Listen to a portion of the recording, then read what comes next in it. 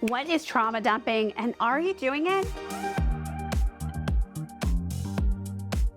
Have you ever left a conversation feeling like you spilled way too much? Or maybe you've been on the receiving end of a conversation that felt emotionally overwhelming. If so, you have experienced or even engaged in trauma dumping. But what exactly is trauma dumping, and how is it different from healthy venting or oversharing? And more importantly, how can we express ourselves without overwhelming others? Let's dive in. First things first, let's define trauma dumping. Trauma dumping means when someone shares deeply personal, painful, or overwhelming experiences without warning or even considering the emotional impact on other people. Now, this doesn't mean you shouldn't talk about your struggles or be vulnerable. Everyone needs a support system. But when we're emotionally unload onto someone in a way that feels one-sided, excessive, or unfiltered, it can leave the other person feeling drained, helpless, or even triggered themselves. Let's talk about trauma dumping versus healthy venting. Here's a quick breakdown.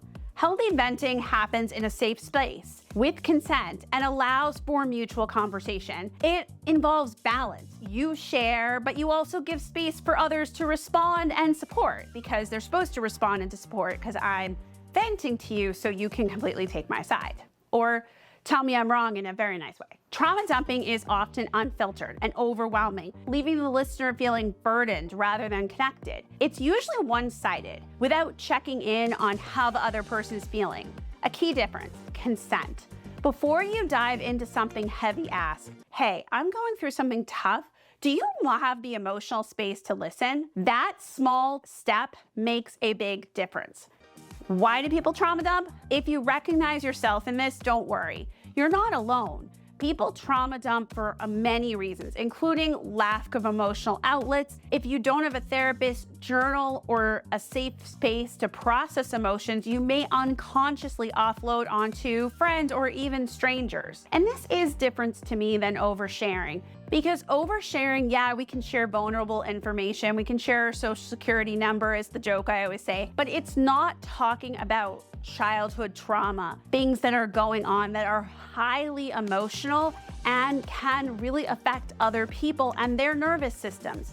Even if maybe we share vulnerable information, it's different from going into a long, winding story that is really, really sensitive information and can trigger other people. A deep need for connection is another reason people trauma dump. Sometimes trauma dumping is an attempt to form instant intimacy, especially for neurodivergent individuals who struggle with social norms or prefer deep, meaningful conversations over small talk. Difficulty regulating our emotions is another big one. When emotions feel too big to handle, it's natural to want to release them immediately without realizing how it impacts others. Not recognizing boundaries is another one. Some people weren't taught the difference between sharing and overwhelming others, leading to unintentional trauma dumping. How to share without overwhelming others is a big thing. And if you've ever trauma dumped before, don't beat yourself up. The key is learning how to share in a way that feels healthy and balanced. Here's some tips. 1, check for consent.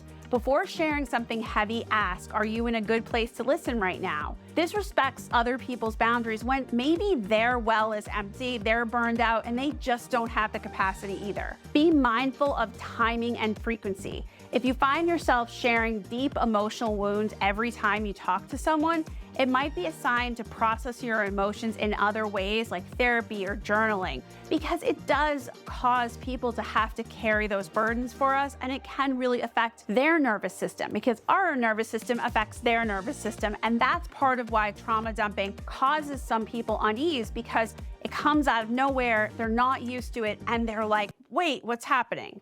Consider the relationship. A close friend or a therapist is different from an acquaintance or a coworker. Make sure the depth of what you are sharing matches the level of trust in the relationship. Be open to support, not just venting. Instead of just unloading, invite conversations. I've been struggling with this. Do you have any advice, or do you think that I'm seeing this clearly? This shifts from dumping into dialogue. What do you do if someone trauma dumps to you? Now, what if you're on the receiving end of trauma dumping? It can be tough to navigate, especially if you care about the person, but you don't have the emotional bandwidth to hold space for their pain. Here's what you can do.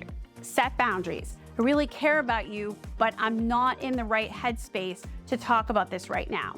Can we check in later? Redirect them to a healthy outlet.